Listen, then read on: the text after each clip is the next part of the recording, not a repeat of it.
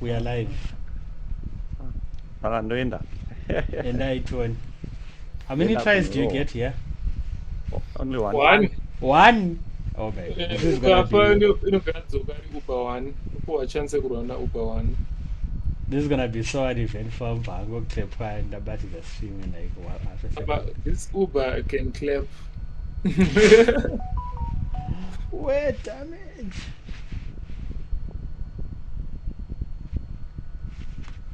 Ah, wait, and my face is at the Uber. Mira one wewe. Apotsato fa unota apotsa piece waka. Alafu andofeza chete ndanibhatso to full life. Nondwira yeni yo apotsa piece waka fa.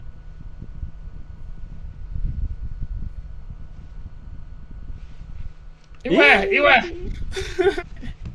Angatitite ma mechanics. Pane flask mugo. Pane flask.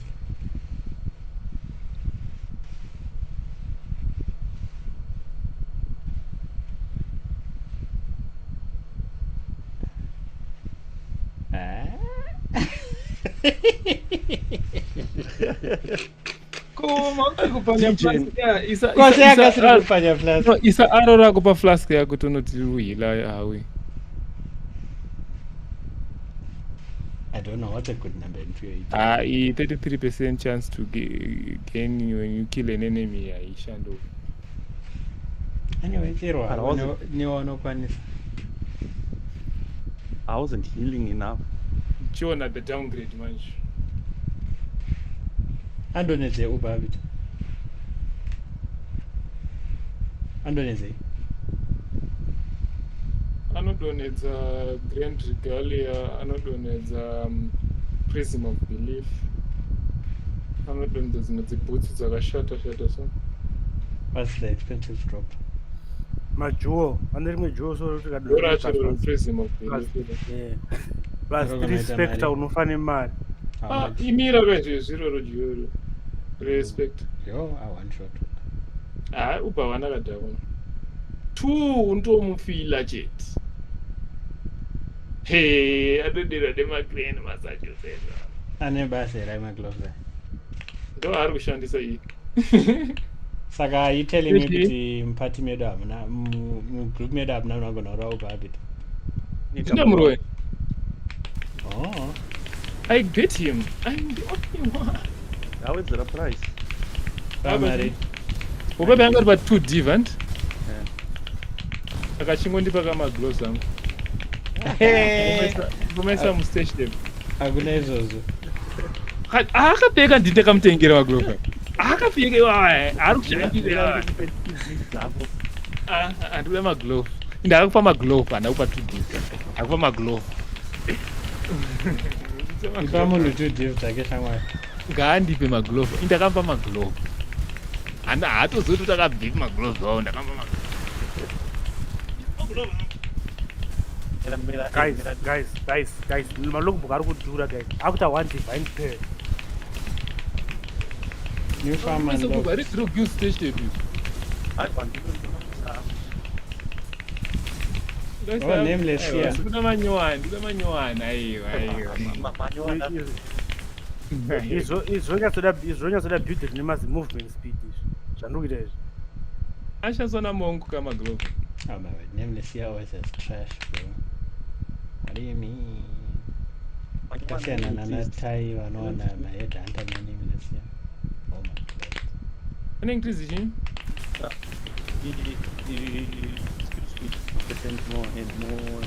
Then the only way to thing I've ever gotten from nameless here. Wakati yaka roommate kama ke fire conversion the code gaga. Ukichiyo.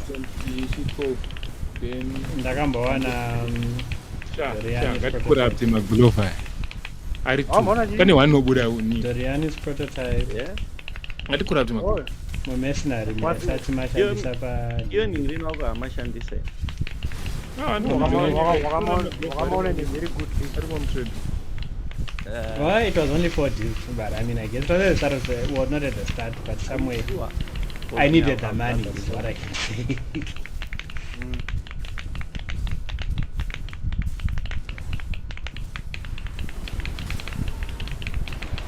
Mwana na mage blood mu atitombozoka mazita.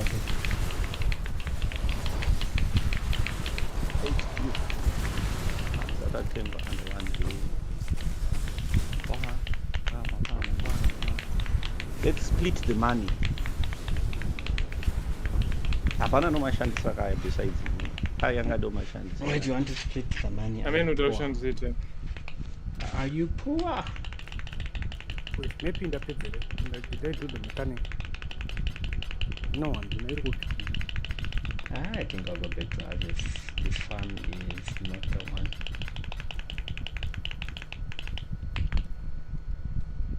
Let's Mira. What to make corrupt nyika?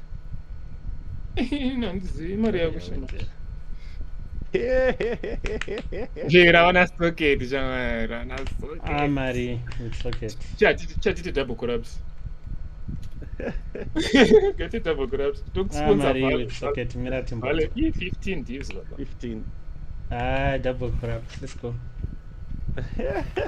Munoichema. as Murufuri one.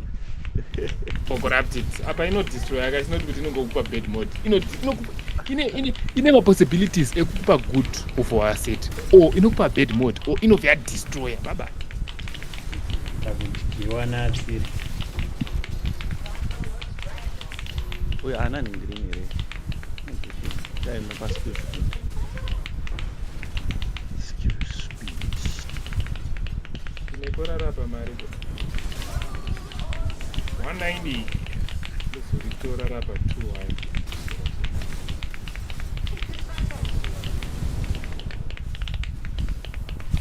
ndane 400 divine ndakanobayira kuna mongo Level 5 to 12. Use for damage to attack. It works.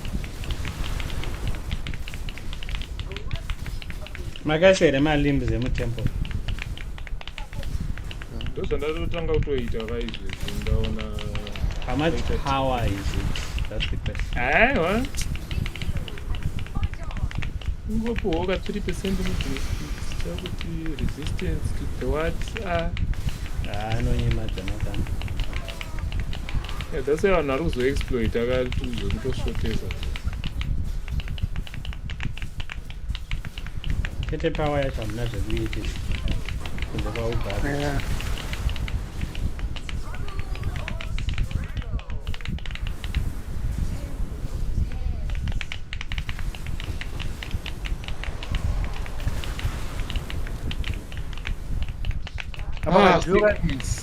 Kajoka ke doesn't exist for masquerade of sniper zangu shit. babi Uga kajoki ma plus level of split of sniper.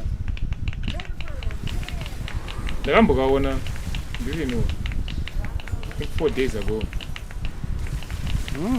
taya akadonhewa neprism of belief 2 times ndikamti chimbomira kuidentify utasiza price zaidentify zvazi plus 2 to some rubbish skill 1 tip Samboseende kwa identify nzi mashi ma uyu mbe one ma langso majua shape anonzi yanonzi majua Mawachazai.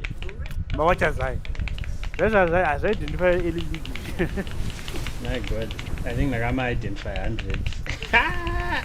Anobona kana one rinopura 1 device. Kana 1. Apo icho chacho nachiri 2 div each. anga ari malevel 87 ero matengesa 4 emaspectors ari kuita 395 gigabytes ispector ipiko iri kutambwa nevanhu chi Pane spectre yema spark. Pane Ndio spectre yema ndio spark. Ndio na uyu. Kuita spectre yema na wasp zakatanga zima zero zero. but problem is mawasp in the rage manje Yeah, into that. But clear wise ma wasp ari kubi anobita ma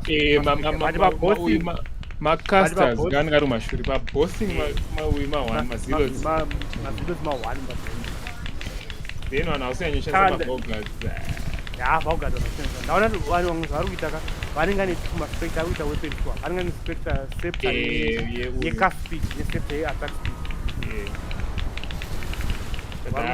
speed kuita try hard Iwe level is try hard Kevin pana anonzani. Arbiter unoto wakafaune DJ. not Arbiter ndini ndina account ya DJ nanza ni oral oro Oh. namakatongoza plus ruta mari wokuplas raita 30 divines shamwari ndakarwadziwa uza ndakatora kadonaka Game save amphezulu. Uninstalled the game. Kick out of the save amphezulu.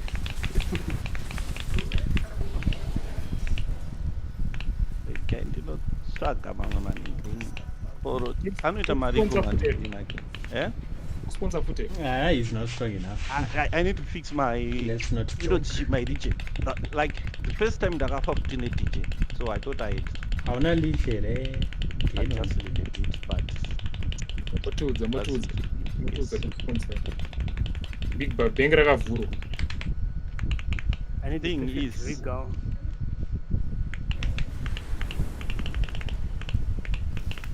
the thing is I can increase my DJ ngotodaro ndakabvisa ibhizeki.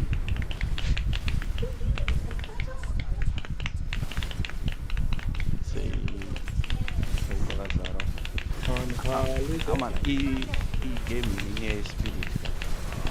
This is so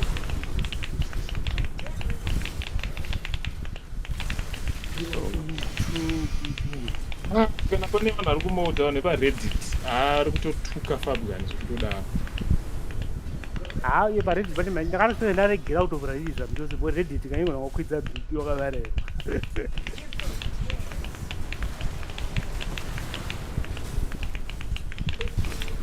hapana painogona nzakisa hapana. Right, ndasarwa nemadesperate alliance mangani kweni. Takanomiririra 500 divines dzedrop rejewel. 5, 10, 11, 12, 13, 14 runs a day. I can finish them by 11. 5 hours, guys. 5 hours is a focus. Fabgan light. Pangatadze kudona pa 15 pangatadze kudona 15 pa 14 pangatadze kudona 500 divines. Jonathan, we go way back, Jonathan. Yeah, Obin KKK kuti wakaita low enough to recover 50% kanoshandero. Okay, resurgence. Yeah, kanoshanda. It depends kuti wa blast wa so fast here or rowa ni slow. Kune imwe hit yoti unongorwa damage ka1 akashande for akashanda. But for damage yoti unogona ngokurova kaosvika pa certain threshold kanoshanda. Semarero awaita kanoshanda. Unotenda nawo ari 7. Kanoshanda once per instant. Saka unoenda hapana 2 here anoita zvakada kufanana nazo. Pane refreshment rinodzosa pane rema flask. Utenda nawo ari 2. Usina nerema flask ni iroro but macharges emaflask anga achirimo kana achikopress flask rako rakadhakwa. Flask rako ranga rapakota mudara. Flask rako rakadhakwa rara chitori I mean kuti pandafa maflask charges anga achiripo. Angari pakota tachiona chitomarasa chiflask chako ichi. Unaro the bin. Handi pane vakaita throw away flask pafloor zvavo vakati let me die. Let me die. Let me die. I don't want to live anymore. I don't want to live anymore.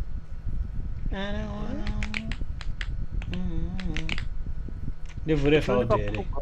Timbonoita faldo. Yeah, katsene nacho. Uda faldo image blood. Unaro here. I think so. Hanzi ndakaitengesa here. Ndimwana ndinayo. I can actually. But I think ndakaitengesa. Iyo yesakilika zvokumhanya zvayo. Yangeni. Bozi yanga ine mode less damage by equipment equipped. Ndakapinda naro ndakabvisa calendar star changu ndakatomborova zvinhu. Because you have to remove one thing. Plus now I'm in a feared food. You realize I spent like 3,000 divines on this business. Yeah, I realize it, but mama must move, must yeah, a bit much. Changosara kungosvika pana sepk. Continue omen of bisa echoes rakangogara. Ndasvika pana mukoma sepk. Ndikona stream yaniyo and I was like, oh my god. Where's the movement speed? I can't do it. Ndakabvisa movement speed. I can't do it. I can't. Like, look to feel a stress. Test folder, frag, scatter. I'm using 4 omens to craft this thing now on one craft. Get to get a cool harvest.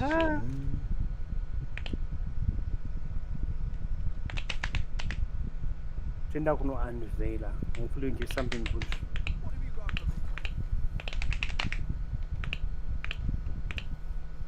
I hope they use it for something good. What you got? Do more damage. Do more damage, Zarok. I'm coming until you pop out that incense relic or that. Yes! What does it? Yes! I got the modernator. Okay, sir.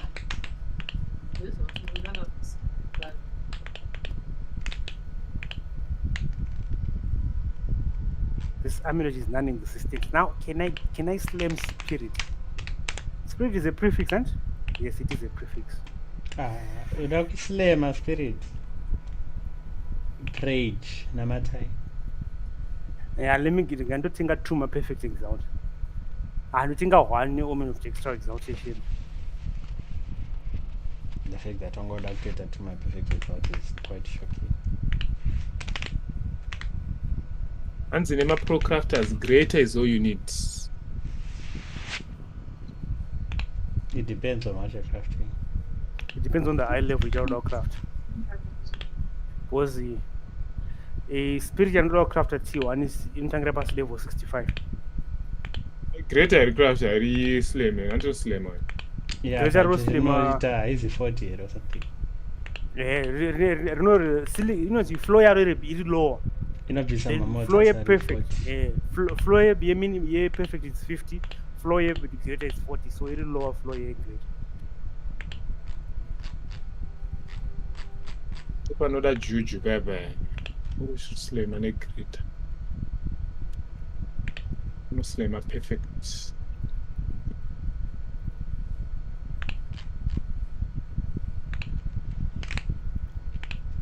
How should I fracture this thing?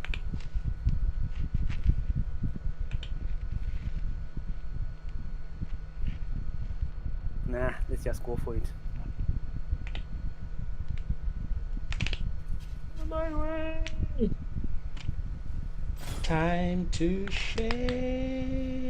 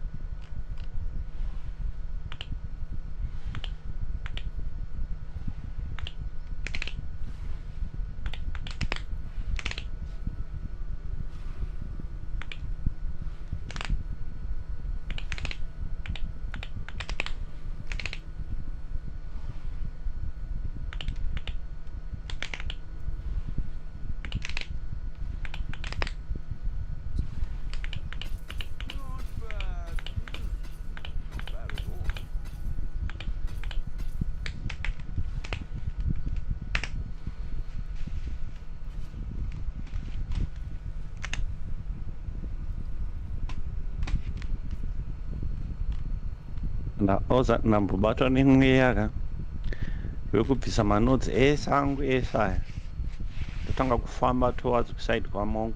ndonotora crit ne-energy shield. saka mupiopi one ndizvinoshandira. Yeah. Because kusaidi kwamongo zvingorula monga kusaidi kwamongo kune lightning and code ndane chingotora lightning code crit energy shield andaisa ci kupisa reroll monga indakakumirira unenge wanimirira monga wangaona paasvika ava 67 ndani kwandaiona kaunofanira kuona kamunhu emipai traffic dsl akatora aitawo chiko yange iri ranger iri obva akaita kusplita pakati kuti aenda kuenda side mameg mamwe acho obva side pamog akati right dsd inaliliwa omurafana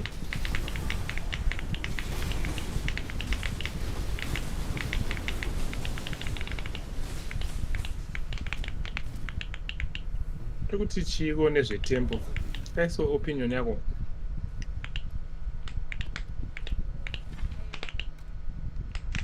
tempo good guys do it exploit the whole thing GGG man ndiri kusvika yakanodzura hoten as an interlude oh my word I am lagging 100% daily map. Wow.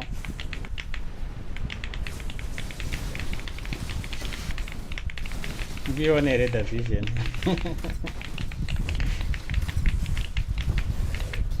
Uri 2 or 1? 1. No, unfortunately. Kufanda zvirutsira kana kunzoti 1. Musarwadziwe, this is the vision. Takatonefa movement speed this preparation. Takatobvisa 100% sokuti tikatoisa hora kutodayiwa no. We need it to be more grounded.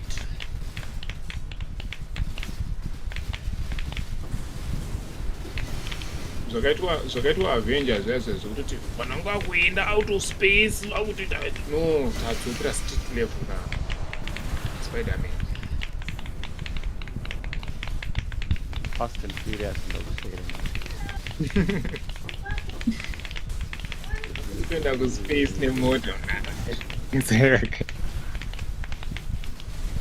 ngavamiswe kufast and Furious.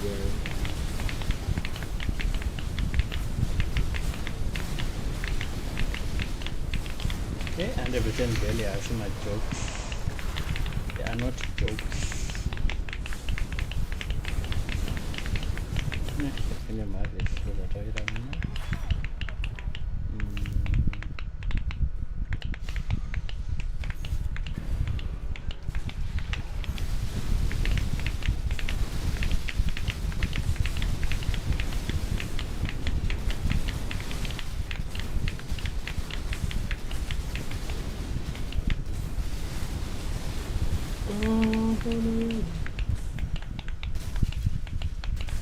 Bro, my random monsters I got symbol from my boss. What the hell?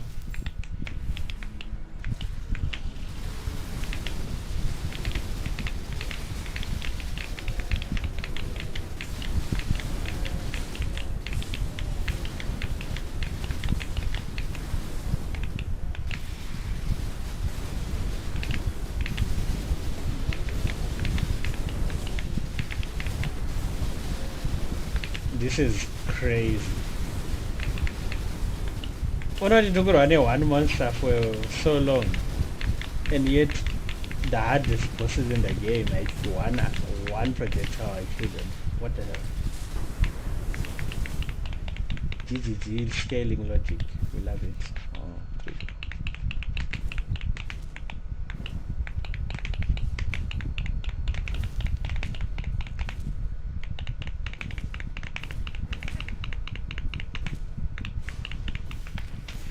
He's going to sacrifice himself. Run now. Yeah, playing it Dota what time? It is it. Ah, kira, ndokuya.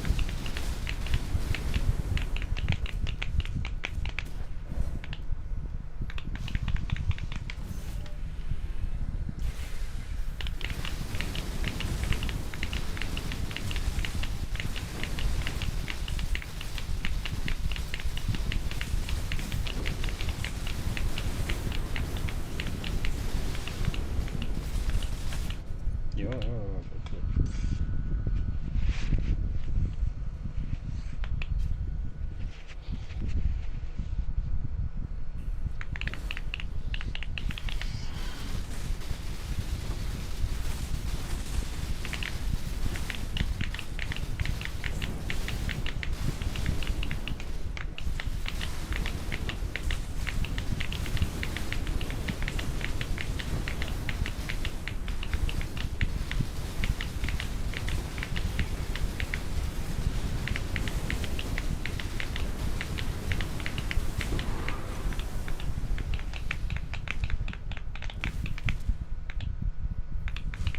Gamba. We like Kugamba.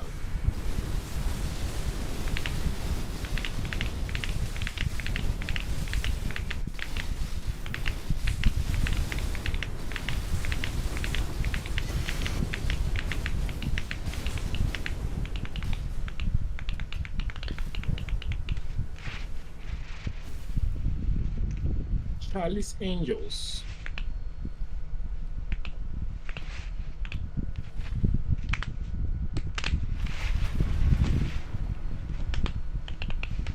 Do it. Remove that affliction. You remove it. It did. Yes. Gamba.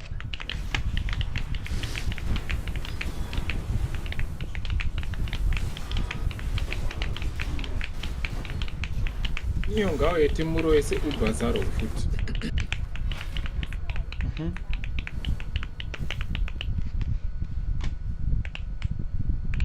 Tinongorana tosvika pekupedzisira then toisa 4 players in a desperate alliance tomba.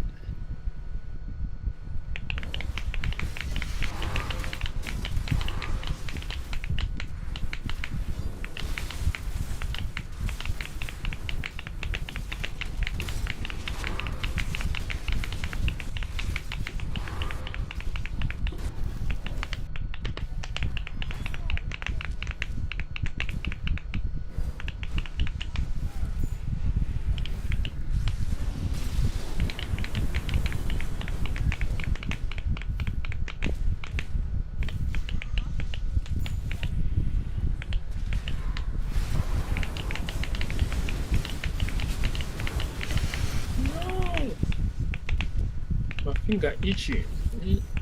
Sticky. I keep 50. I don't know my 50. Oop. That's what I like to see. Ooh. So I end what you saw.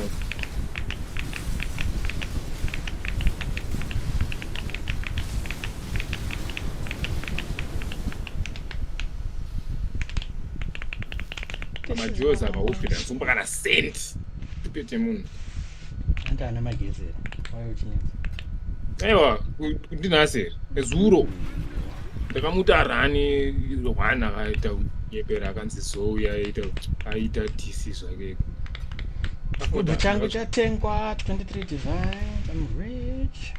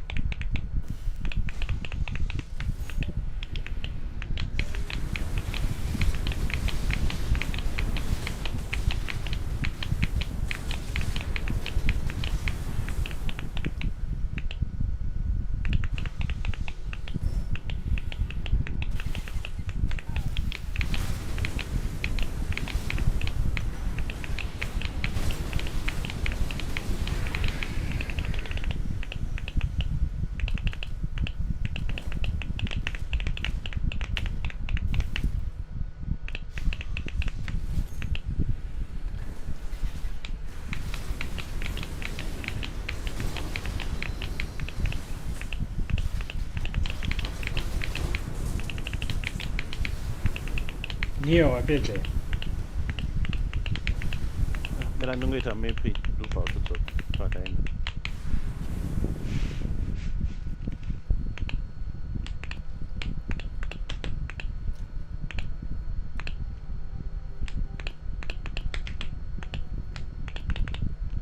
Tenze John nawas.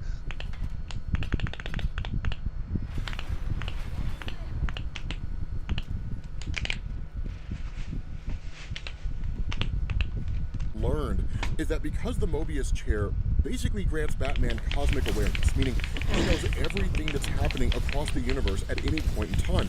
He has been using that for Gotham City, because it's not just present-day cosmic awareness, it's also everything that has been witnessed by Metron, which is essentially everything that's ever happened across the history of the universe. It's made Batman a better Batman in the city of Gotham, because he can sit on his chair and know everything that's happening in the city, instead of trying to be in as many places as he possibly can, and being limited by whatever he can happen to see, or whatever Oracle feeds him based on satellite feeds. And so because he's almost addicted to this thing, Hal Jordan brings that up, right? He talks about that idea. You're addicted to this, right? This is a major problem. The problem here is that in the midst of this conversation, everything goes sideways, and Batman is alerted to the fact that Superman has returned to Earth and is literally fighting Wonder Woman. Now, here's the funny thing about this. On the surface, it just looks like Superman's gone mad and is just corrupted by all this power after being thrown into the solar pits of Apocalypse, regaining his powers, but also being corrupted by the nature of Apocalypse itself. This is important because I imagine during DCKO, you may very well see a reference to this in some capacity. The reason why I say this is all on the surface is because in the New 52, Charles Soule wrote a comic called Superman Wonder Woman, which was actually a comic that focused on what was essentially the budding romance between Superman and Wonder Woman. Now, of course, it was only ever a temporary thing. It was only ever going to be temporary. Superman and Lois Lane are the 1-2 punch of romantic couples in the world of comic books, right? So obviously they were going to become a major thing, and they have been ever since Convergence and the return of pre-Flashpoint Superman. If you don't know what that means, not a great big huge deal. The reason why this matters is because Wonder Woman, when she first popped up in the New 52, had a romantic relationship with Steve Trevor. That relationship ended, and then she ended up dating Superman. Why? Because the two of them found a kind of common ground in their isolation, but also because Steve Trevor just couldn't really relate to her on that personal level, because Wonder Woman is effectively a god. Steve Trevor is just a dude who works in the military, and like that's it. And so while the relationship between Superman and Wonder Woman didn't technically end, I mean it did, but it didn't. It was almost like the romantic equivalent of letting their voices trail off. At this point in time, the relationship is, by all standards of measurement, over. And Superman's nothing if just not this guy that holds grudges in the New 52. He's a very immature Superman. And so that combined with him being corrupted leads him into a fight with Wonder Woman in particular. But the benefit here is that Wonder Woman has the lasso of truth.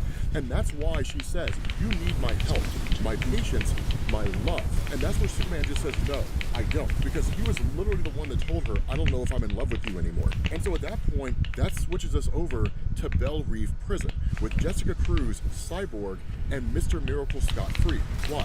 Because what they did is they came to the realization with the Anti-Monitor having killed Darkseid, and now essentially cocooning himself in order to free himself of the anti-life equation, the Anti-Monitor is now the main threat. Who was the last group to face off against the Anti-Monitor?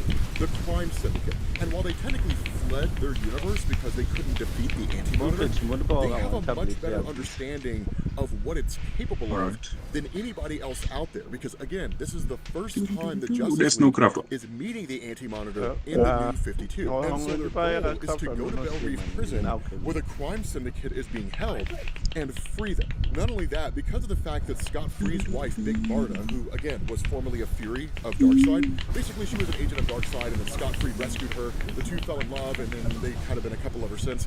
Superman made a porn with her back in the 70s. Because of the fact that that's happened, I'm not even lying, that 100% happened. We made a video on it. It was hilarious, right? But because Big Barda's back, she basically offers a distraction, right? Kind of luring all the guards away from Belle Reeve. This allows Scott Free, the man who can escape anything, breaking into Belle Reef. Why? Well, because a way out is a way in. If you can break out of anything, you can break into anything. And so he confronts Ultraman.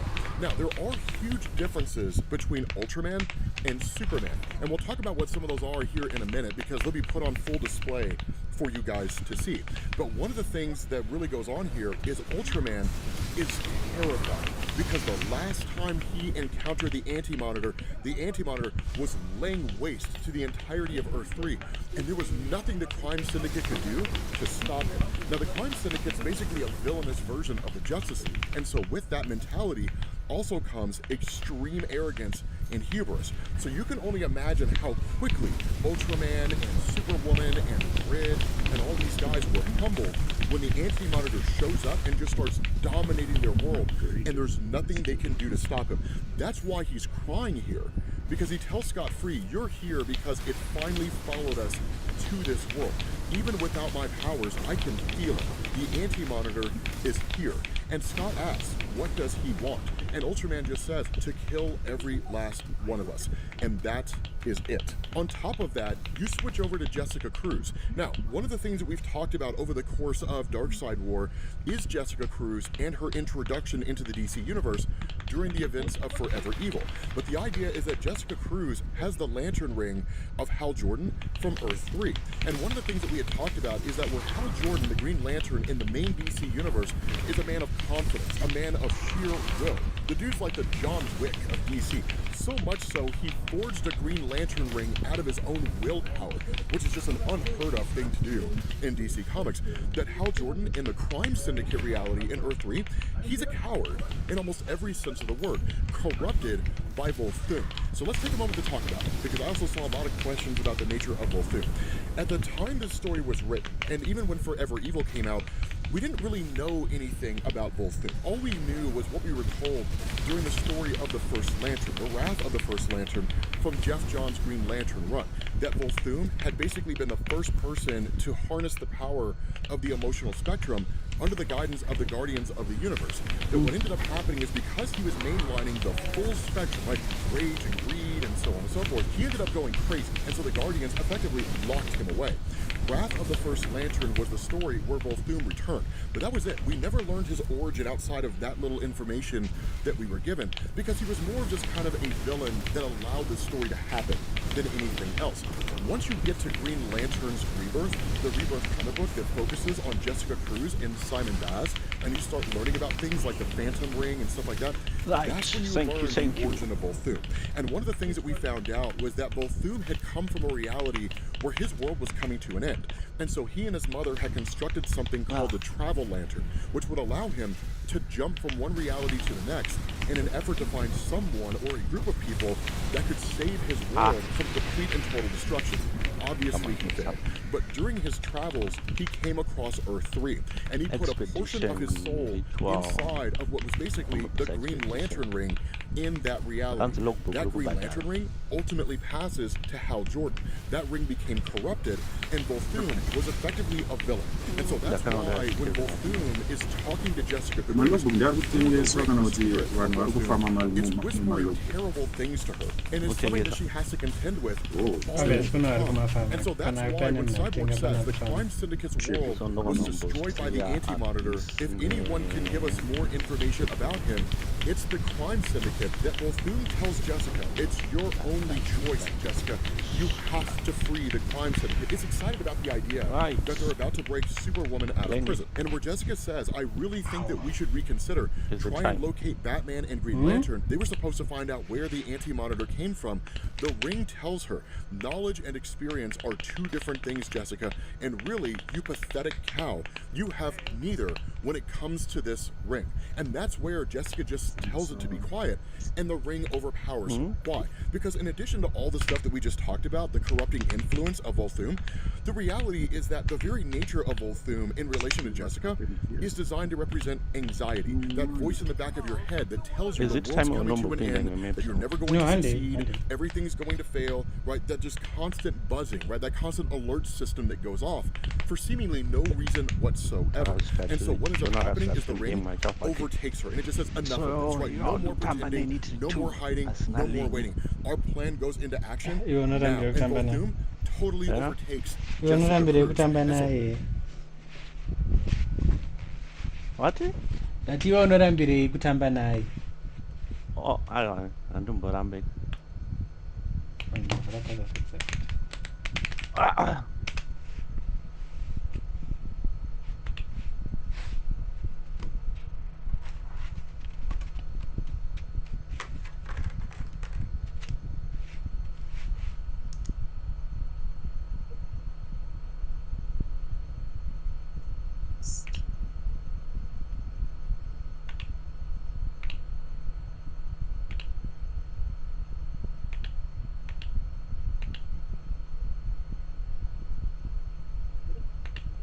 Ndirambe kutamba naye.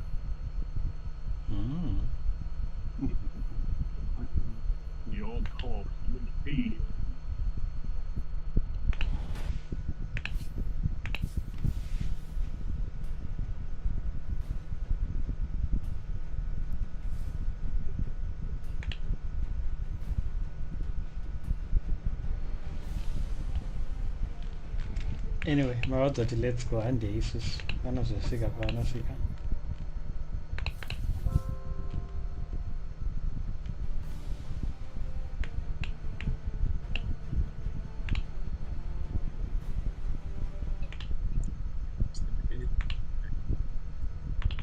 Clark got buffed Kawufed. Who got buffed? Clark. I buffed way. Asitomboziva about download uyozona. Yeah, back. Kutotsvaga build right now sinka But currency that's when yangu he yes. says it's Uri kufamba time that the nashinga crime kwemvururu. syndicate has Vanopinga currency yakawanda sei kuida ku Utsvaga build. Hande kumongo. ndisandikakura monk iro chandironi zva. Kuna mongo. I think this might be the time for me to play monk. Because I'd read the guitarist and I'm just like I don't know. Not feeling it. That's the same as me. Ndakangopinda neWolf song ndangoti eish. Is it kuti it's early game but ungofila ngokuti at the end ndapedza ma-acts I don't think I'll still be liking to play this thing. Ndakusondera mongi deal. Right, mirati vaone monkey. Mamisi wazo. right what am I playing My skill, and this is my favorite skill, guys. Your favorite streamer is online. Kari kuti unzaire Once a cat girl mommy touches her good boy Zarok until he spews out a juicy last flame.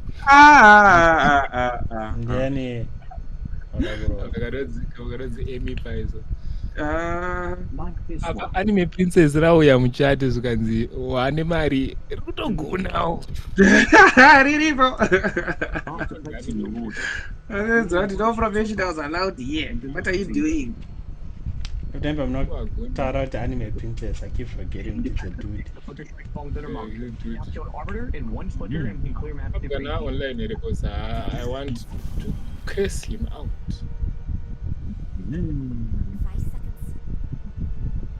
As you what an exploit man. Ndoda kutoita izvo so pandikutolevel mangu wangu ndikutongomhanya enda kwa10. Inonga toriko tori level chacho ye uri palevel ya10. 67 yanza ukwana kufura level 70. Saunopusha wakasvika Tozuraya Fabgan is level 70 nemazi divines ari kuona ari kuti akangoda ku level ovhafa ovhadzoka ovhafa futi. I think Fabgan pane zvavachamita chete hakuna. They need to set two my exploits in one league. They need to set an example. They need to set an example. Fabgan needs to go. kasiemu kangu kakanai Fabgan for the rest of the league. why is my CM so pretty eh they need to fix their game. Well, you should relax. You should relax. Tudzura mawits. problem is Fabgard, not the game. Right now the game engathi kuti amwana niyo chete dasi tobozwa kuti kule hotel. Dasi tobozwa kuti kule hotel. Hatoziva kuti hotel chii, ukatomuudza kuti Ndoziva hotel kuti hotel chii. Unozwa kuti tiri kuona, you see. Problem is Fabgard. He is the problem, guys.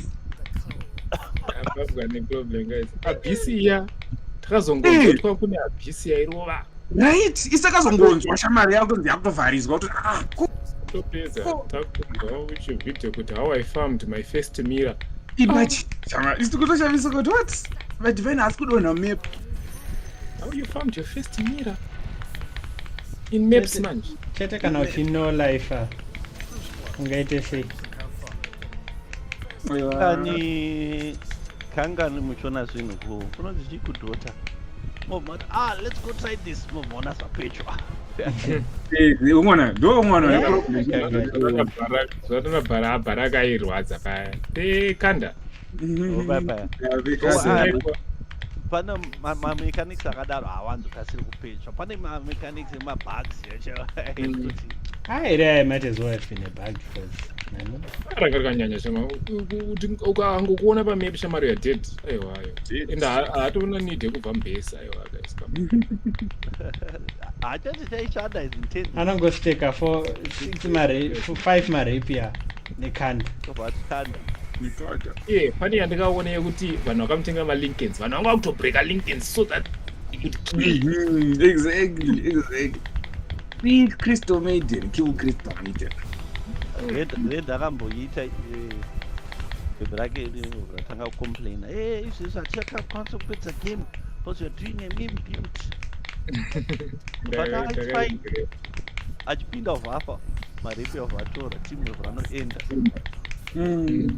Uyanga achipindira yani marepi aidugara mbesi. Aidugara mbesi. Anga achienda kugara. Aigara mbesi angatonekanda nerepi achimboita musikana wandakatanga kuti saka manje pakunopusha tinopusha high ground tiri 4. So the fights were not going as well as you want them to be.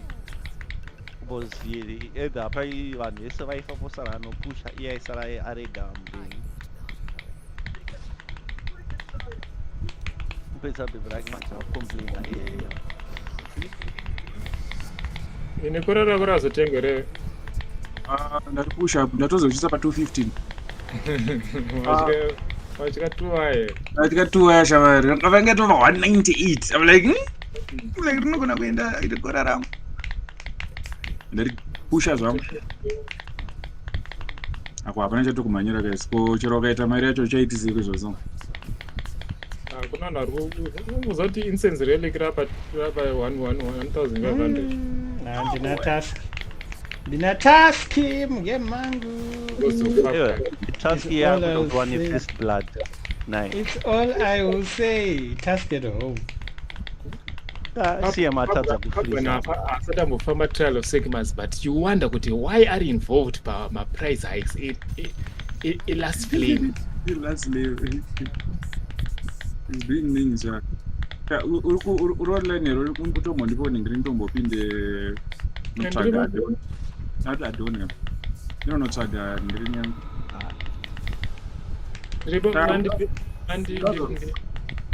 Ndozo basa rodi level kale jangwa.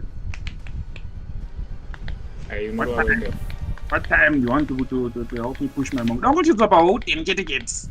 I know wega. Kana zvatogona kuita ka chiaccount changu chaya chepasite chacha chiri muact 3 tochipusha chosvika pahoten ndo chatoshandisa chokuzi vanhu vari kusela vari kutengesa futi hoten ka for mahigh level. So isi unopinda muinstance yangu andika ovhawaita the glitch ovhawaseta instance wega inovha yaramba iripo saka munga kushandisa semiwo. So which is tempo inenge yakupushwa itempo yecorrect yangu inini yanenge ndapinda nayo. Saka perfect. Go smart thing. Saka King Fabgan vese kana vachibhanwa pachabhanwa. List yacho parinozosvika kwatiri ka aringera kurisa. List will be too long. Saka Bo. No. Let's organize. Una mangani. What was that part thing? Do you click on Kwakura Machitsoka? I've won a space. One permanent nacho. Zviriko. Ndikupe 4. One permanent. Tonga ngachindoona. Bossing iri. Norisa ku left. Stream andoradza kuti unoma places thing. For the maximum. Ndakuda mepe ndiri.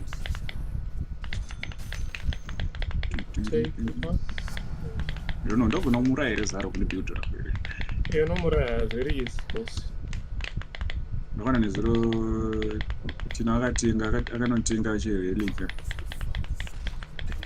Achida kuedza, achida kuprova.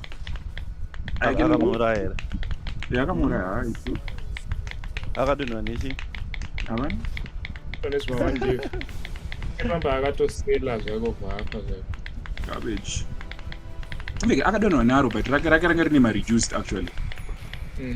Akadonwa nerine ma-reduced, hanzi reduced duration of ailments, what. Of which I don't think ritomboita divine, you know.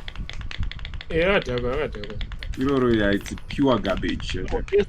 Ese arikuita madivine, hakuna risikuita divine. Why riri kuita divine? Because vanarume atoro votenga in 3 divines, ari 3 voma-reforge. Reforge vanogona kuita 500 divines. Yeah, you said I'm not reforging it. Tori strategy. Like ataenda kuita mask apa ndo the same.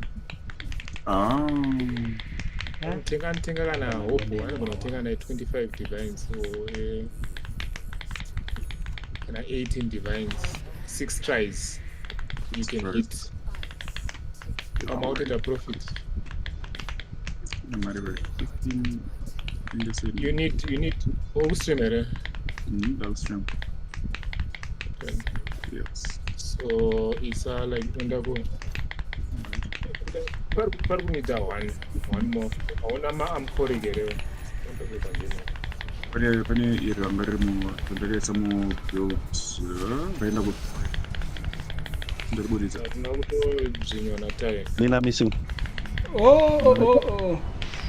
ngariripo manje nezvana Ndafunga kuti mvesinde wedu. Ndakaira kuti kuuya ndichisevwa. Handina CM guys. CM ane the most kills in the entire game. Unaye for sure. Unaye. No, na 1D votenga pa market. No, mira pane ranga ritoripo ranga rine honor resistance ne Boss takes damage da. Ne boss takes damage. Yeah, ndina kutora na tire pana akatora. Pamwe tire ne aka collect. Atori nera akatora. Yeah. Alright, let's do this. Chingonyora aiwa enda pa Andetora vanhu. Where is it? Tsikaita kwa kuti. Honor resistance. Show face. Is it to maximum honor resistance? No, I use the honor resistance. Yeah. It's Come on.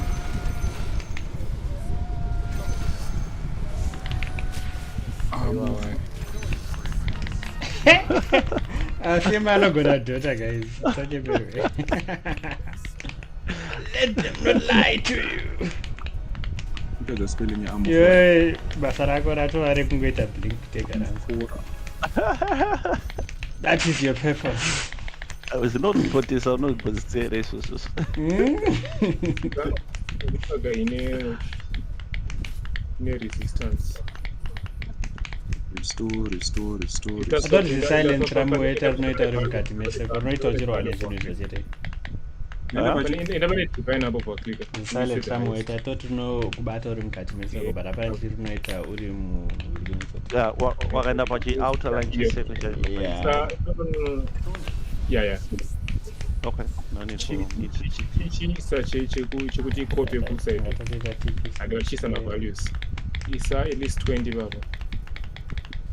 Then pa one resistance osana 20 foot. Really? Why so cheap? This is all you need. Unless I not it one divine. It's a That 30 per boss text. No, I end up on a one divine. One divine. Divine. One divine. Yeah, questions of book. I know maybe one divine. I'm sorry. Five my orbs.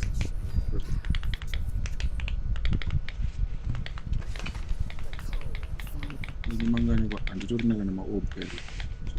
Converter.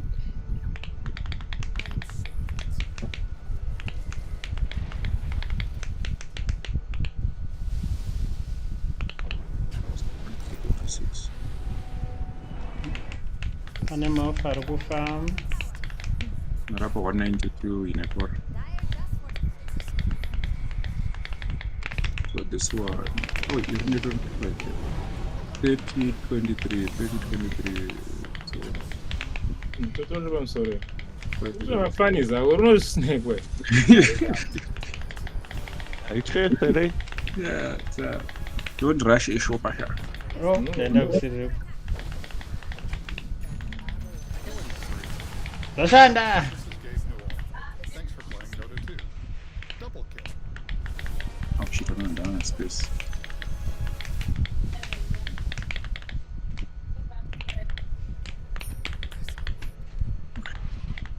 Unabotuka.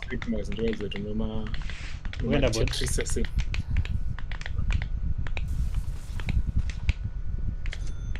Niche kusik mato. Une blink. Kina hii ane DD perfect Jesus Christ. Ndatozezamuyeta kuti ane hai kusilence. Isama really guy really groga.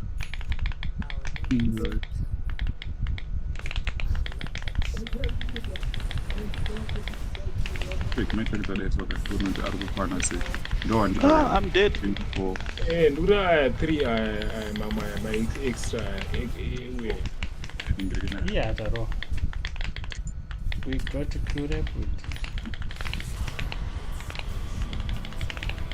It's a AC. Cheater. ha ndikutamba He's a man garbage. Do a party. Do a party. Right. Press I. Yeah. Tangani amphora. Orisa ku edge A. Orisa rimeracho foot perpendicular kuma ku other side A. Then iroro tora. No. Wambone ka video ke the expect link. the expert I can draw 7 lines up. Chitora maosa pamusoro. Slot iyo ndo yechi. Yoniro. Kutopedza. Akari software developer akapiwa requirement remadrugs. Vaimoka zvinoitwa nema-requirements ema-client. Yeah, guy, una beauty norwa there. Yeah, una beauty norwa there. Una nami yangu show my. Mbona tia wana say. Mbona tia show my say Devin Jangere. Kwa 3 hours kwa angu kuno. Very little. One. Same ngaite BKB. Chaki. Come on, show my.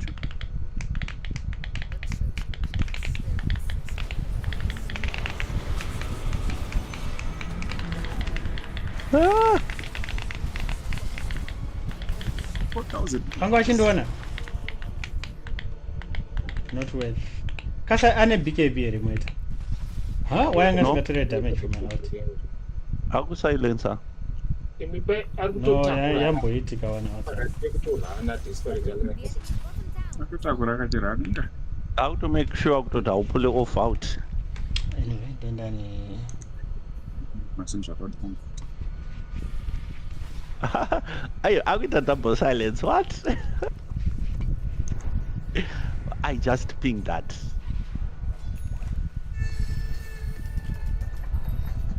An Israeli reservist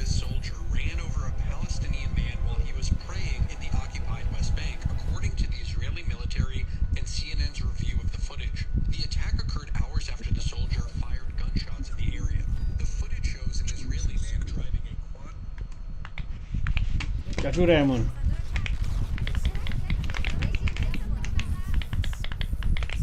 Trying to get there. Ii rine BKB Yeah. shaka. I'm dead. Unogona kurarama. Ii wabatwa rine BKB. Anyway, nice reveal. I guess. I died for that. You better die for your pound shoe.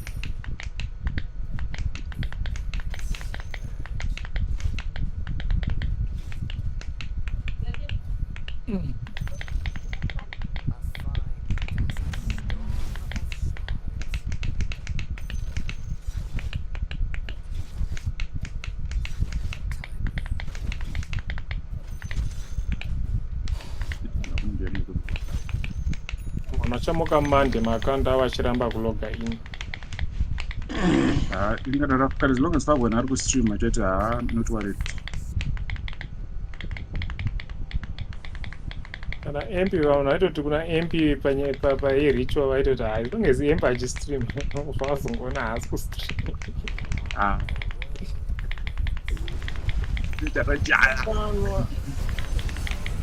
Baya, the boy is gone.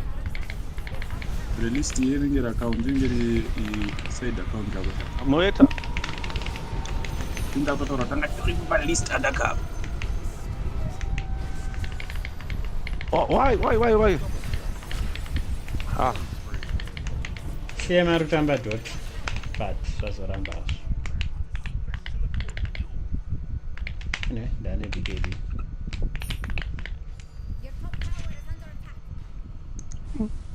I don't know what happened. Most likely skew, but better moment go to Munongango farm.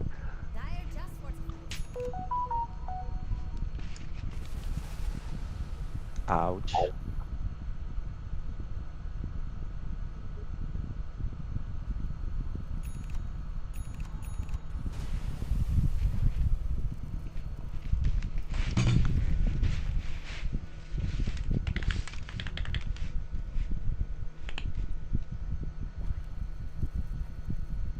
Time to get BKB.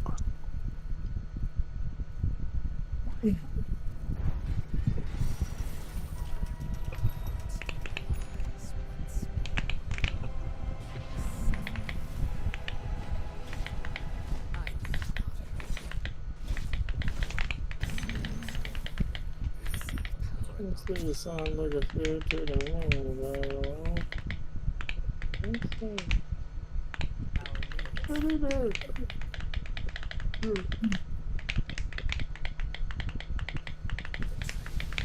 Wait up.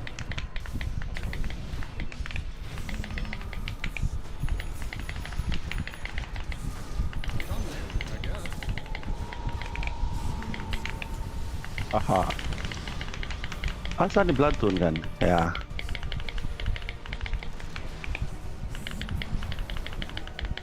That's a damn good deal, Baba. That's a damn good deal. Toda kupinda but apapindi.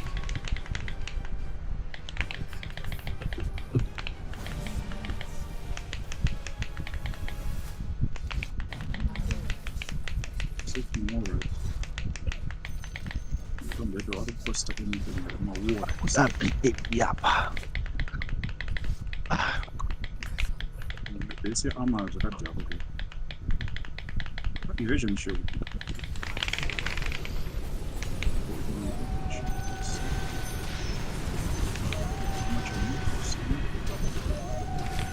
I'm doing the most uncle.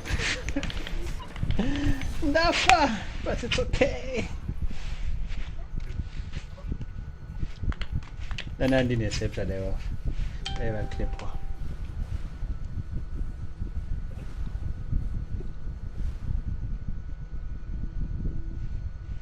Initiation, bro. Yeah, that's and it's worth. The team got killed. Wait, I can ghost. You can ghost and get you around.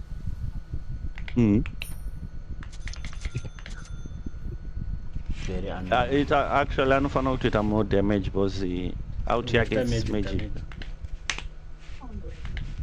Jeez. Team items.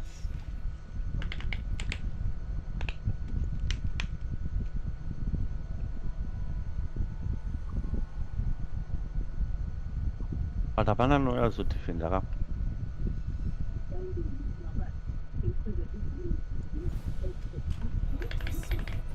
Ndoka ndabuda zvangu.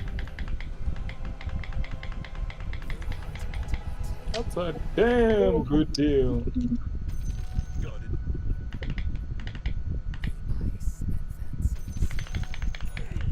Tokupa here incense releke murana zvenyu. Incense. Mukutorova anohitika. Ndarowana zaroka name.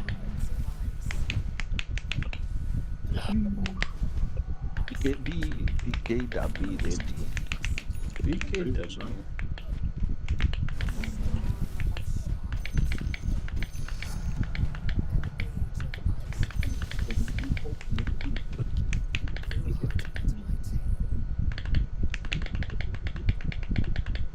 Oh, guys, here to support.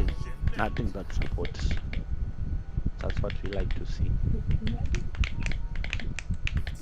One guide.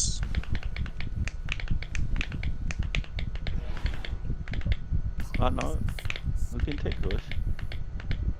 Is it a good order? Where's the last one?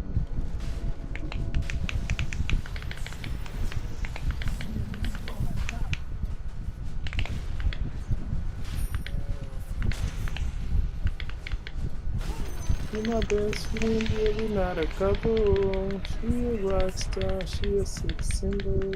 The way she do that shit, she making the symbol.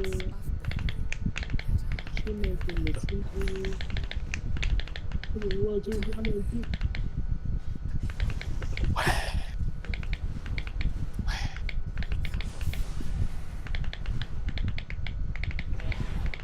Somebody.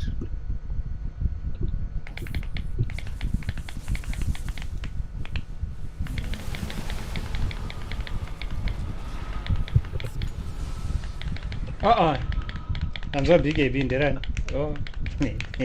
Ndaida kublinka mukati mistake.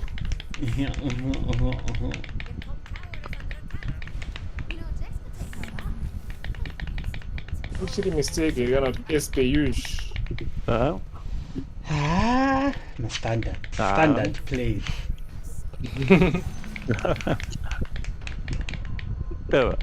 With the way I'm tasking. CM dear got in game. Yeah, no follow up.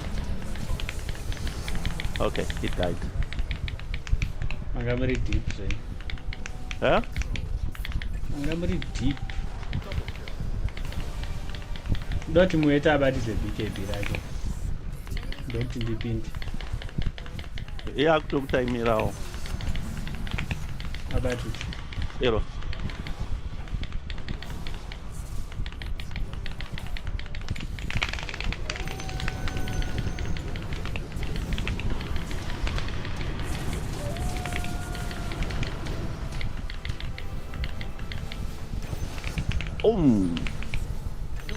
Where CM? It paid dividends.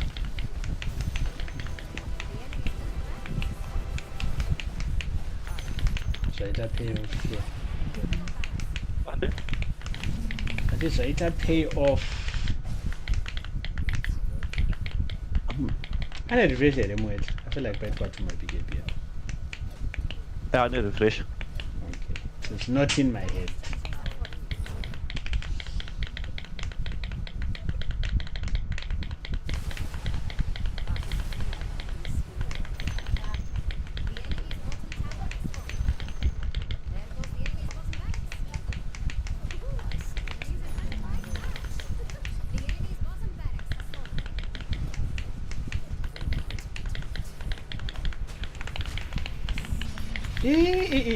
No, ndaita kuunzirwa munhu shamwari.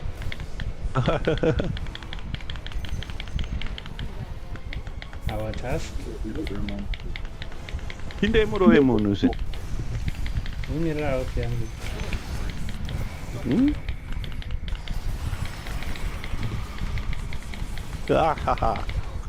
Silence, it just takes too long, man.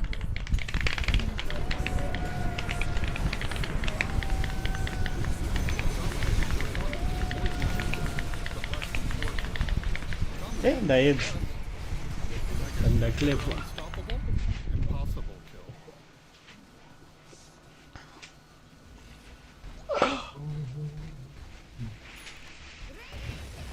kill.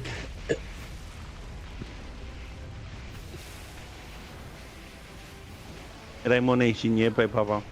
kuti what must it lie CM. about? Who can it be? Who can it be? But CM anga asiri kutambe. SF angachirova kumana. SF anga achirova ka. But who else can it be? CM anga achi-initiator. Ari kutorwadziwa nezivo nokuti CM agara acho ari mabhizi. No, but you don't understand. CM was actually initiating, like, panga pasina mu-initiator. CM angachizopinda distractor Ndani chiblinka one kutanga one. That was that one time. Ndombosvida MVP. Aiwa, SF. Usarwadziwe. CM was doing things. CM was doing things. SF angazoita carry ball, CM angablinka inaita out. CM might have the most damage. Ndakati chirova kadi. Like, you're not understanding. But unoza dai kuri kunzi zvisiri kushanda vanhu vachareja ava. Dai zviri kunzi chii? Zvisiri kushanda vangu vachareja. Zvii zvanga zviri kushanda? Kuti vataimira uzopinda later maBKB are down. Oh. Could you see him? Where out? What are you doing? But I did that only once though. Report CM no out. Report CM no out. Saving for next game. Very dramatic daughter.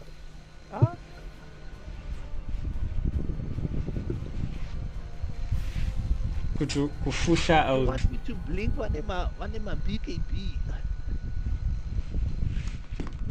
It was the right play. Vanhu vari kuwana kupuko mazilevels chipigisi. Antengwe. You pay. Mbatamba Weaver, it's been a long time. Wow. Shit. Malevels eshe Thing chemdota ichi. ozwe chashamanish. Apa chakashata sei. Bruh, content yedota iri dry as F. I can't remember on. Iri mother stinking dry.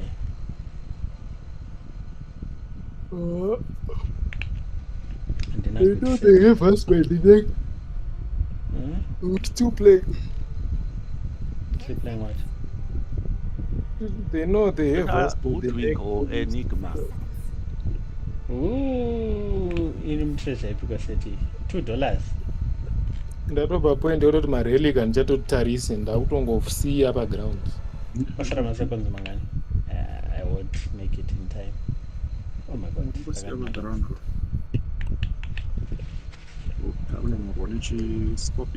One marelica I'm very worth picking it as to my name.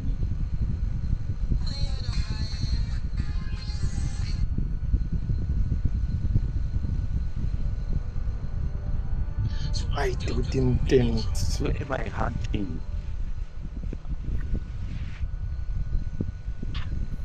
I hope Omni this Omni should not blink in Sangazichita CM.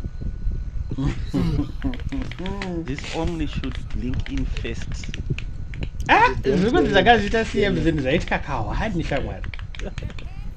Kawani. No, you blinked in first Kawan ka. Ka2 iwe pane pandablinka in pamid apa nekutop tower. Oh, I only remember ku top.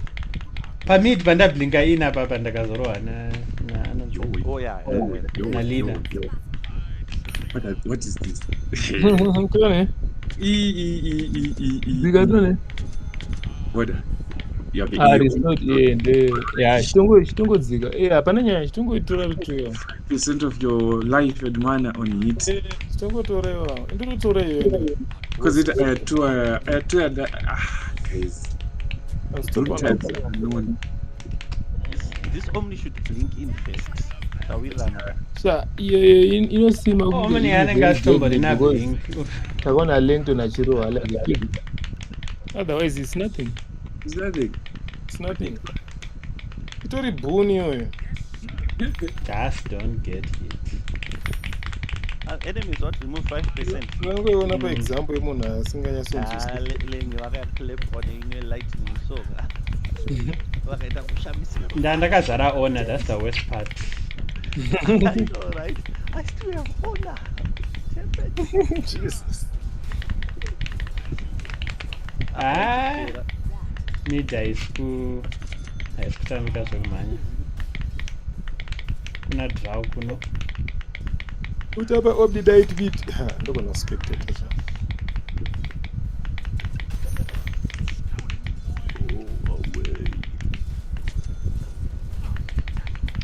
Kutoita scorched edge draw iraro wadrake kubva kufuga. Abana?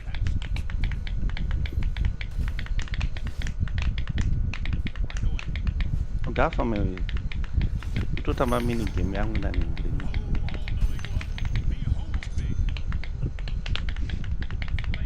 Yeah.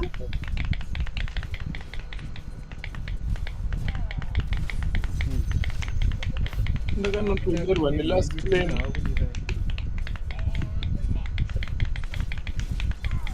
Kuti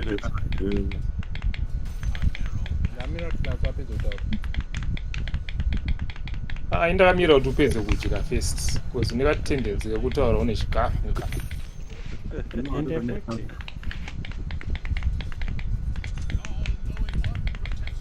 Okay.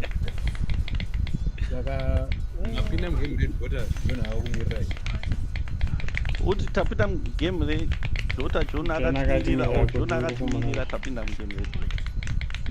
It was the second match danga achida but atotaura. John was not waiting for us. We were waiting for John. Tambudzwa mid. Escape. Ini mazano ndikutotora gauntlet mu4th floor because it's very easy. Kutopfura escape. Fourth floor is so easy. Chimwe futi chine proximity intangibility. Guys. Indakapadhuze nayo. Aiwa uri kufanira kuenda kwacha spawn iyo. Proximity ndopakuenda padhuze munonzi 5%. Imagine. Guys, the solution is just to stick. In fact, I don't know Zambuka 95%, but I always get picked up. Takamuona achizambuka patrap. Yeah, ngaitori comic relief. Honest, my heroes vanomboita comedy kai vasatonyatsoenda kunurwa chaivo. Oh, I was a clip ka King Beck. Pano Zambuka tanga utsa spaghetti monge. Ndiro kudula uchima. Zadona spaghetti kanona. Inonyadzisa baba. What is spaghetti monge? Are you okay? Oh, that would Spaghetti monge. Special kadona ukawana ukateka kuti sorry haiwe. But nothing will ever be as dope as that moment. Yeah, trying to catch the thief. Yeah, but that backflip. But that backflip, they're doing some beating again. But that backflip though. Funny for me, I don't do that.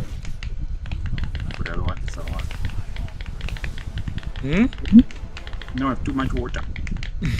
I don't drink the water.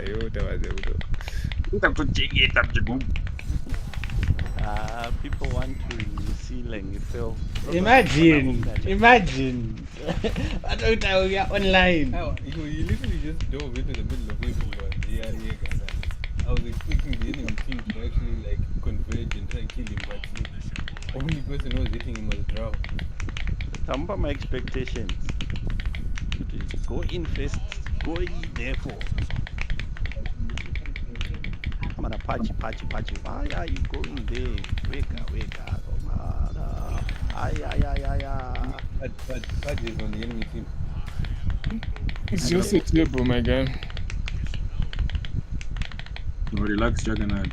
Just Relax, Juggernaut. It's just a table.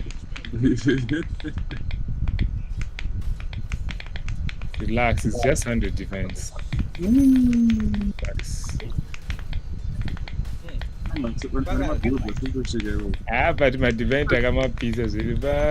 Crossbow. Set on fire. Rakaita siphon. Muchidzokera kuwell of sorrows muchikwenya madivine chakapule maka changa chakutobvunza madi kumbomira omen of light no omen of darkness. Hey. Nadirwa kill. What do you mean omen of darkness? It's not the omen of Lalatina, Sha. Men of darkness fought. But to a certain degree, it was somewhat with, like, this was somewhat with, because Raka Buddha. It's only with Kanara Buddha. Iowa, obviously now you're looking at it like this in retrospect, but at the point when you want to do it, you say it's worth because the amount you're willing to spend, But the outcome. Tatova in the future. We now know. We are now in retrospect. My haters. Haters gonna hate. This is why you are playing one, man. Don't worry, I'm so rich in one. I don't even know what to do anymore. Like a millionaire in Zimbabwe, Monopoly money. That was the way I Monopoly money. I don't know the Elon Musk. They are all rich. Yeah, but imagine, Kunzi millionaire in Zimbabwe, I should hear anything because everyone was on the trillionaire at some point. At what point? We all had money. At what point we had $1 trillion that couldn't even buy a loaf of bread? What the fuck? It's a context you're taking it out so deep, but will be like, I am holding on to $1 million, guys. $1 trillion. I stream and I'll give you. Very cringe. I'll give you. I'll give you. I get money from $1,000. Nani? Per stream. Nani? If you cut your hair, I'll give you say $20,000. And it's like, $20,000, of course. But I get over. I don't never cut it. Yeah, I got you a naira. Hapo $10. Munhu achana akazvitora anga ari muZimbabwe. I'm not sure about what. Maybe not. But either way, I got you $20,000 for sure.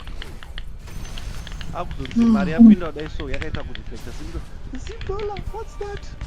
How much is that? How much is that? It's crap. And there's some more money there. It's so worthless, it's not even worth the paper it was printed on. Omni ari kurova. Eta izvi. Vakaita kushamisa. What's Zimbabwe dollar? What's that? What's Zimbabwe dollar? Apa dzawedzera musoro da. Apo kuvarungu kuita bold. Nepakata. Ozadai akaita paside waigonozvita. Anongoita bold. But kuvarungu kuita bold kaitori kutange death sentence apparently waita survey zvikanzi the average person would rather lose a limb than go bold. Mamiso. Akuchasvikiki.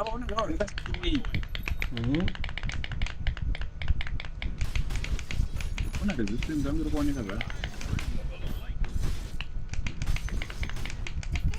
Pushing. Pamacho mamob kudari zvemdari.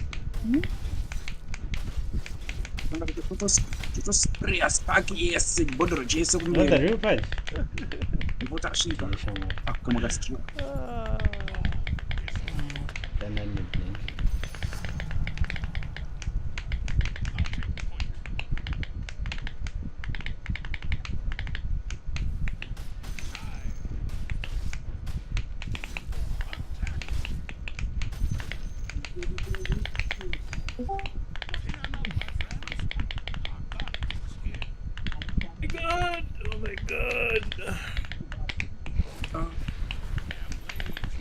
equipment, Oh, yeah. damage. Iwe. Restore. Ah, Cha, une 1.4. Tora zvese, tora necho. No chance in this game. So you never know. I don't know. Do the bomb. ndagashandisa Baba, ulti so mna no, ndakafodhara. I love it. Ndoenda zvangu 100% damage taken on life level like then ndozodzika pa Shandisira chituna ulti. Ndaenda. no trips are slower. Kama ndo uraisa chitrips are slower guys. Ndifunga kuti matrips ari fast. Inini zvangu tomhanya. Vandazvambuka. Vandabvira.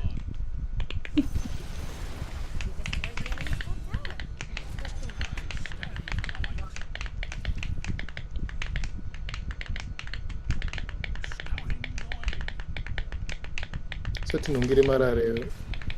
Unogona riri rine row yakanaka. Aiwa, sure. Dai, you can go. It already won the final fight. You won the jackpot. Tasvika wapointi ndekuda jackpot. Takuda 400 divines to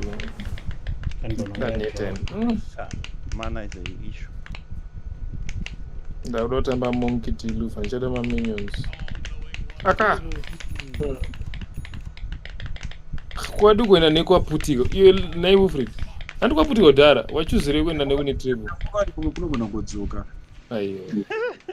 I thought it might come back. Imagine uri kufamba muminefield. Watsika mine over raputika. Pane kuti uende nepapo paclear wakutonotsvaka ndakutya kuti pamwe ndatoti inonzi iwo ndarohwa kuti mungerohwa chiro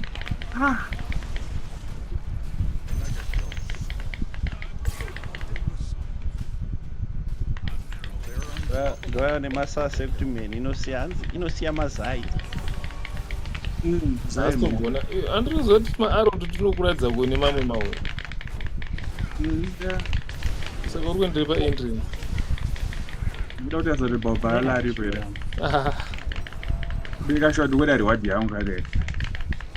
Sha, paunona last flame apa titiri serious.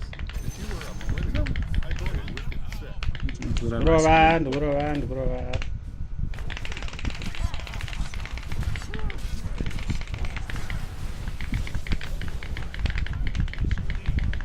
Ah!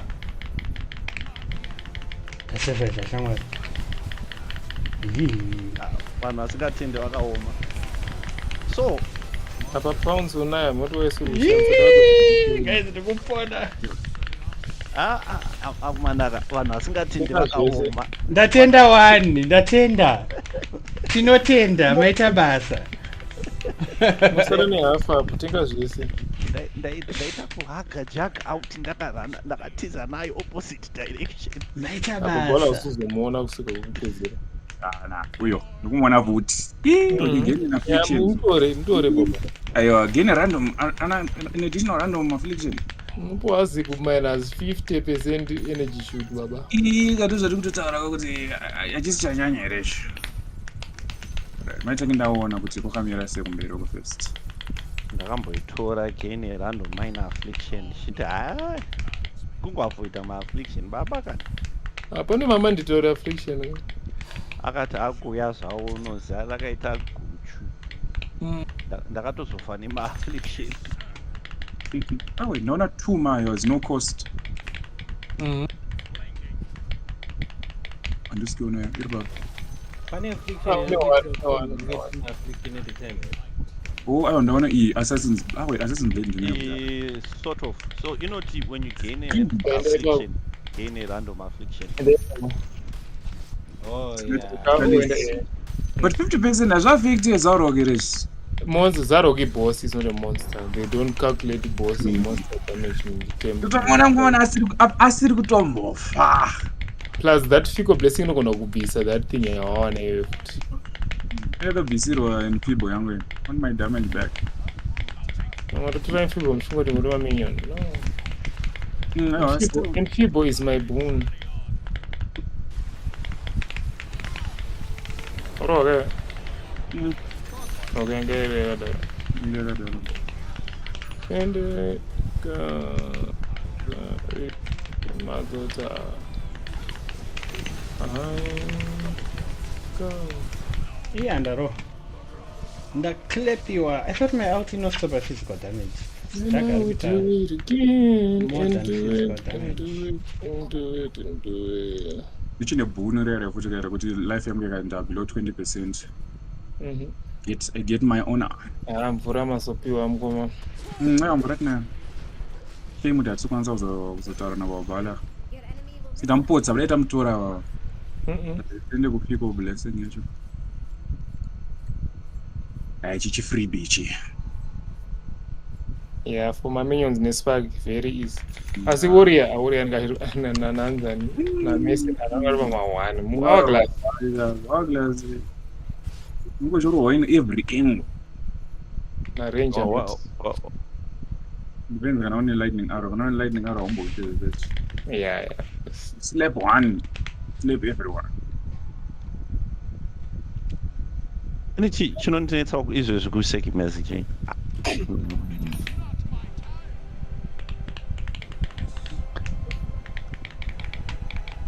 I'm going to say gauntlet because Ndomega Manda fear. I don't let him to my one. Go to haunts me. Manje na warrior zvese zvinenge zvichirema zvese. Wapuwa garbage. So you have no armor. Really? Do I need armor? It doesn't charge as much.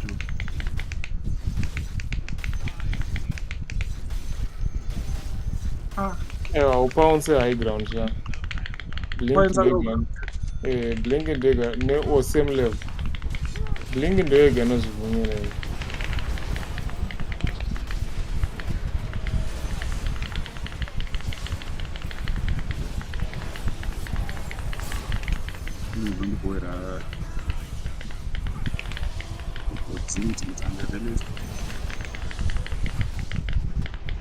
I don't have mana. Slash your jag. Garbage. Even from physical damage, I don't understand why It's slash post time. Napa crit I got about 38%. Crit? What do you mean crit? I'm going to 38%. Return. What do you mean by Not 38%? only that, Wait, once we custom switch back to crit. Superman and to Wonder Woman, Oh, yeah, what don't Wonder talk Woman about does this. when I Batman think and Green Mugaru Lantern tomorrow. arrive on the scene is that because she has her lasso, she throws it around. Alright, Zaro. And this Don't is do that, really I'm going to cool show the thing. She percentage says, crit. you know Yeah, that you cannot break my Big lasso. chance. You can only accept it. And once you do, you will see the truth again. The And I crit lasso on it, was I not guess. designed for interrogation. It was designed to help people What do we see say? Yeah, themselves but not for why who they really regular are. business. It's to help. And so she asked, Never. "Who are you?" And Superman we tries to failed. resist. Wait But there. she asks him again, I'm Zaro one here. and he says, "I am Wapounce Superman." apa And she boka keeps asking chinja that kuita question, wolf. and he finally starts And then when I go to- himself when he says, Eh, what "I was am Clark Kent," Aiwa. and snaps Kuna zvakadai so. Oh, wait. Ndakasta spark yangu isiri kulicha ababa. Plus wapounce futhi. Yeah, I'm not pounds ababa.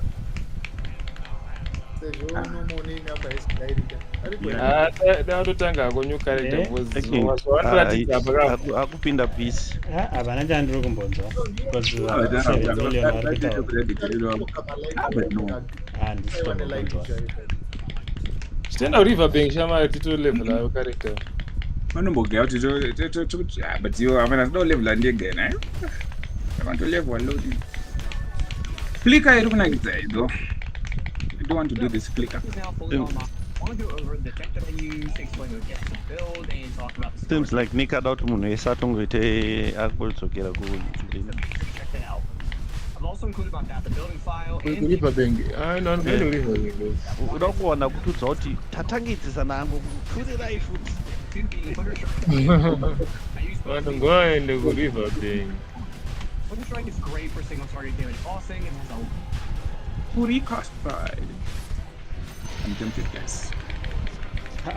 ndakamongo kangu kuti kari juice He's not I'm doing tempted. that. When I fully cast again. yatimbotesta that yeholten andusend invite John. What's the invite? Ndiende kuhotel vash. Invite abuse.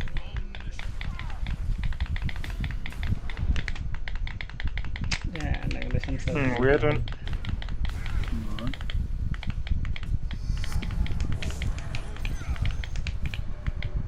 But I need to get into my temple. I'm going to collect my crystals here. Collect my crystals shit. And I don't know what.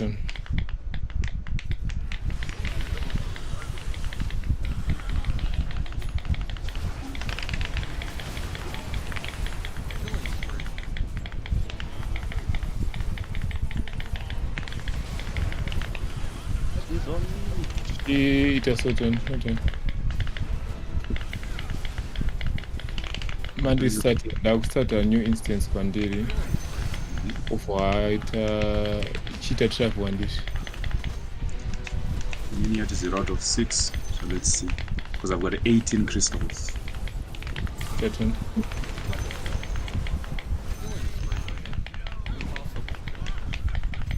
Omni for the win. Anaenderwa najaga achidonekwa out zvazobude. What? Kana vingwa najagu Hey, mashure Lennox. achida kuitirwa out. Aina go ident, aina go highlighter. Takuti. Andina kuona ndakasika kuti click zvinhu zvacho. So this, it should now be 2 out of 6 now.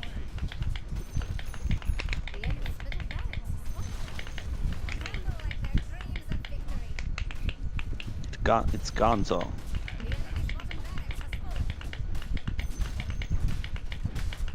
Pananagira na ombi. Akuzoti haana zvaakuita. Irekati 0. Irekati 0. Mbonovhisa timbo yakuti matonoti nini yakanditi zvino. Nekanditi 4. Kamera chone. Taite damage. We're going to cancel this and I'm going to temple down the tower.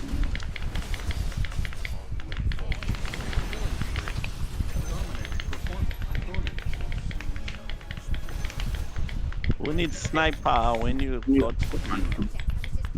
Yeah, one. Oh, yeah, only one. So I think do you want to activate it? You will. But uyangashita pasina. Avatade izvozvo. Alright, avaramba kubaitika. chimboita imwe instance stone. Because going to run your one. Alright, mira, menditi. Right.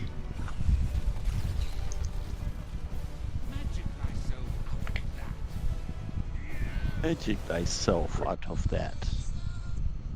No, at least I think we Both games MVP. Thank you. Now you can actually play with John, who you guys were avoiding. One is avoiding John, but ndakunobika. No, actually, I need to cook. But ndikudzoka anyway, saka you can either wait or you can just No, go. my excuses are Aiwa. I need 2 months. Andi. Two, saka rekatite. Pindai kwandita 3-2 zichitofaya. Pindai. I know, notiza kana tamboita my bad games or very good games. Ndamukera nhasi, so it's okay. You can look at the post game. Muona kuti ndianakira munhu. Avana post game kanwa kuti sa MVP. My character is big and MVP. Says kuti I will cross so that you can run access. Nana bas. I was born running. Child. Yeah, I need 3 to highlight up a ground. I was dying so that you can. Kadrona ngandichika target. Oh my word. Ndingoti ndakangokaona ndokwandokublinkira ikoko.